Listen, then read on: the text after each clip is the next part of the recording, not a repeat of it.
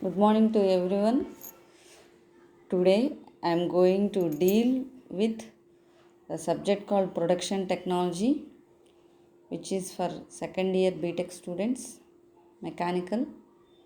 I am Bhanulata, assistant professor working in a mechanical department of Chebrolu Engineering College.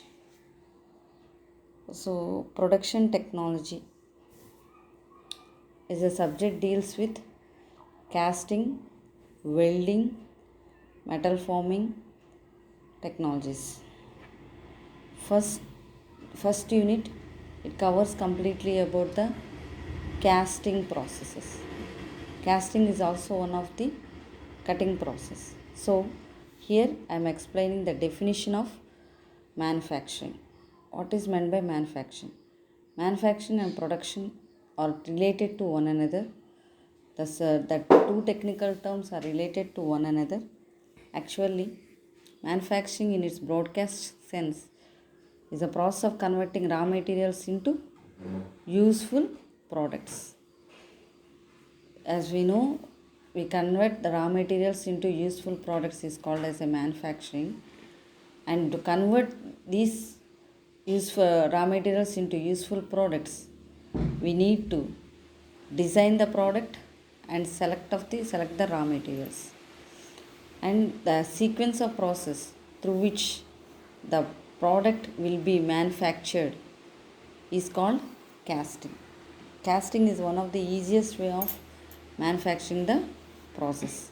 Actually, casting is defined as the process of producing metal parts by pouring molten metal into the mold cavity of the required shape and allowing the metal to solidify. The solidified metal piece is called as casting. Means we produce the producing metal parts. We produce the metal parts by pouring the molten metal. Molten metal is nothing but heated metal into the mold. Mold is nothing but the cavity that we prepare. We prepare for the required shape, and then allowing the metal to solidify and keep it to solidify under the room temperature. So this solidification part is called as a process is called as a casting. Types of casting. We have two types of casting. The first one is conventional methods and second one is unconventional methods of casting. In conventional methods, we have green sand mold and dry sand mold, and in unconventional methods we have strong mold, which is done by CO2, permanent mold, which is done by a metal, shell mold, which is done in a thin process, investment casting, centrifugal casting without core, continuous casting, which is open. So let me explain you about the disadvantages and advantages of casting. In case of the advantages of casting, it gives the design flexibility, it reduces the cost, it gives a dimensional accuracy, and it is very easy in production. Coming to the disadvantages, many times lot of metal is wasted in riser and gating, and the second one is casting may require machining to remove rough surfaces. So after the casted part is removed, we need to do some machining process to make it so smooth. So first coming to the sand casting process. Sand casting is simply melting the metal and pouring it into the perforated cavity. Performed cavity. Performed cavity means the cavity that is prepared to make a product, called mold. This is also called as a mold. The performed cavity in which the pouring metal is poured is called as a mold, and then allowing it to solidify and then breaking up the mold to remove the casting.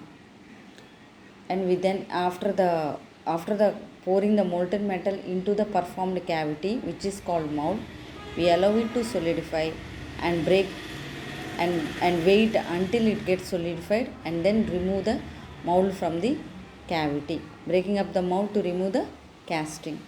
In sand casting, expandable molds are used. So for each casting operation, we have to form a new mold. So in sand casting, there are many advanced, most widely used casting process is called as sand casting. The parts ranging from in size from small to very large, production quantities from 1 to millions. Sand molds are used, patterns and cores are used like solid pattern, split pattern, match plate pattern, cope and drag patterns, and cores which are nothing but the holes that are produced inside are also used. So now we coming to the molds. How is the sand mold is prepared? A sand with mixture of water and bonding clay. Usually a molding sand is prepared with water and bonding clay. In this we have 90% of sand, 3% of water, and then 7% of clay, or mixed together to form a molding sand, which is used, and by these binding mixtures it enhances the strength and permeability of the sand. Actually, what is a sand? Sand is a refractive for high temperature. Sand is such sort of a material which is used to withstand even at a very high temperature. Actually, next coming to the size and shape of the sand. Of course, the small grain size. If you take the small grain size, means the size of a sand, it gives better surface finish. If we take large grain of sand, it allows the escaping of gases during pouring. And if we take irregular grain shapes, it strengthens the mold due to interlocking but to reduce the permeability. These are the three types of sands which we see sizes of sands which we can use. And now coming to the types of sands required, we have green sand molds, dry sand molds, and skin dried molds. Green sand. Green sand is called nothing but a mixture of sand, clay, and water. Green means mold contains moisture at the time of pouring, so it is known as a green sand mold. Dry sand mold is organic binders rather than clay, and mold is baked to improve the strength. So in dry sand we use organic binders instead of binding material of clay. Instead of clay as a binding material, in organic dry sands we use another organic binding materials. And then screen dried molds. In this mold we use mold cavity surface is of green sand, mold to a depth of 10 to 25 mm using torches or heating. We heat the sand here to make it dry first. So it is called as screen dried molds. As it is screen dried, we use torch or heater to heat the sand material. Now how to do sand casting? The steps that we take to do sand casting. A cavity is a sand is formed by packing and around the pattern, separating the mold into two halves. The mold must contain gating and riser system. For internal cavity, a core must be included in mold. A new sand mold must be made for each pattern. So the steps involved in this casting were: first, we pour the molten metal into sand mold. We allow the metal to solidify. We break up the mold to remove the casting. Clean and inspect casting. Heat treatment of casting is sometimes required to improve metallurgical properties. Now, how to test the mold on core sand? To test, we prepare the sand test specimen. We use mold hardness test, or we use core hardness test, or moisture content test on foundry sand, or we use sheave analysis, or clay content test, or permeability test, or compression test and shear test. These are all the tests which we use to prepare the mold. So other expandable mold castings: shell molding, vacuum molding, expand and polystyrene process, investment casting, plaster and ceramic mold castings. So now we come to the shell molding. How all these moldings are comes under the sand casting processes. All these moldings come under sand casting process. In shell molding, here there are the pictures shown in the cell molding. Pictures shown in the cell molding, how and the steps that we take in the shell molding. The steps that we take in the shell molding are, in the picture shown we have a sand with resin powder, it is a dump box and a heated pattern in the first picture. The second picture, we have closed everything. The heated pattern is we have inverted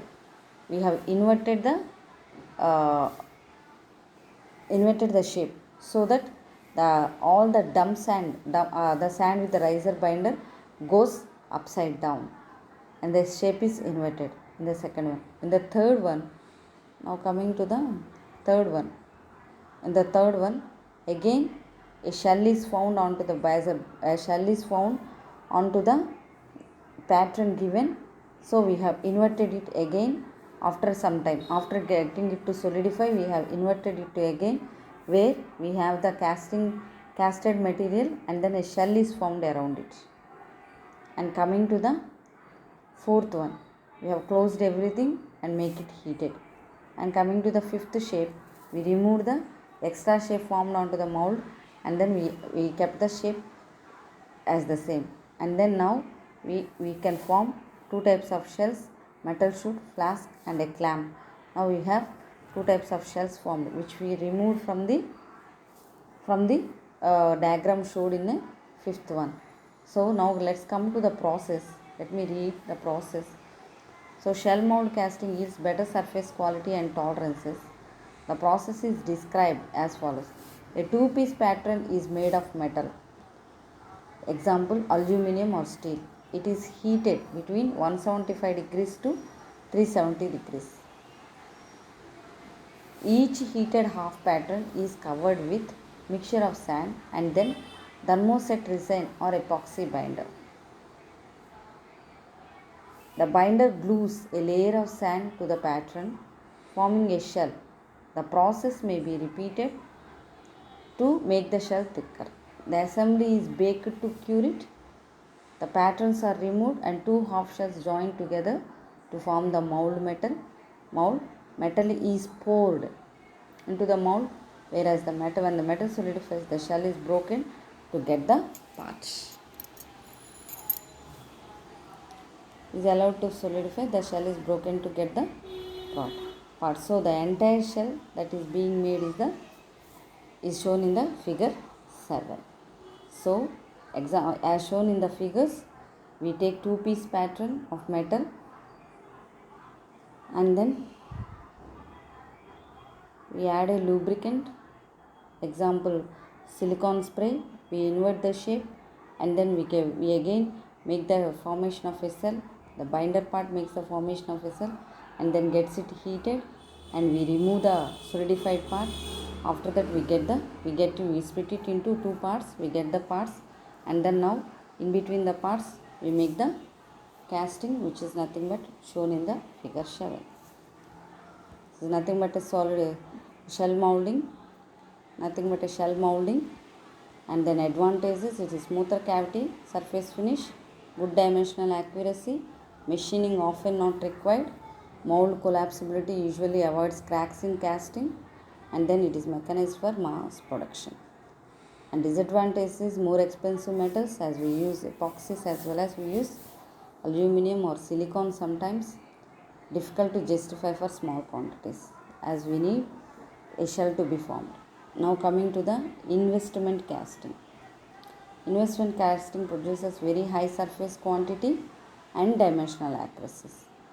Investment casting is commonly used for precision equipment such as surgical equipment, for complex geometries, for precious materials. The process is commonly used by artisans to produce highly detailed artwork. So the first step is produce a pattern or replica of the finished mold. Wax is most commonly used to form the pattern, although plastic is also used.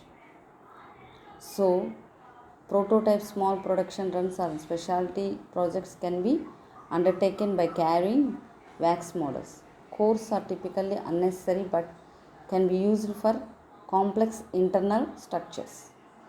Rapid prototyping techniques have been developed to produce expandable patterns. So, several replicas are often attached to the gating system constructed of such material to form a tree assembly. In this way, multiple castings can be produced in a simple pouring. So, this is the way as shown in the figure. This is already the replica of the object. The wax is being prepared. So, the wax is poured onto the pattern and later it is dipped, and then we get the same shape outside, and then when we invert the shape, we get the wax out and then the shape is formed. So, we get the exact shape of the material. As shown here, this process is commonly used by the first step is produce a pattern or replica of the finished mold. Wax is most commonly used to form the pattern, although the plastic is also used. Mostly the wax is used because it takes time to solidify.